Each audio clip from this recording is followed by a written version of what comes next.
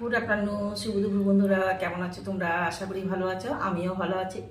দুপুরে খাবার দাবার নিয়ে চলে আসলাম, খেতে তো হবেই বন্ধুরা, গরম তো আর কম নেই। চান টান করে চলে আসছি। দেখো বন্ধুরা কি রান্না করে নিয়েছি, দেখো এটা হচ্ছে ভাত, ভাত তো লাগবেই।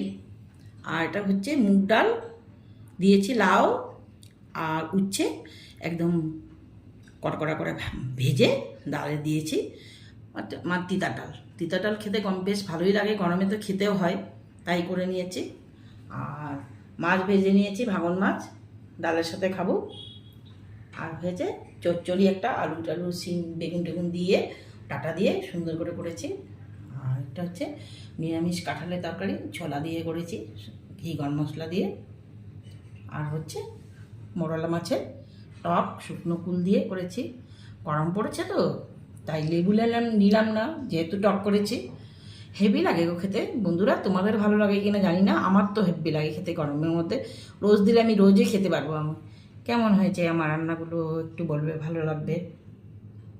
দেখো তোমরা কে কী রান্না করেছো অবশ্যই দেখাবে, আমি কমেন্ট করতে থাকবো, ভালো লাগবে।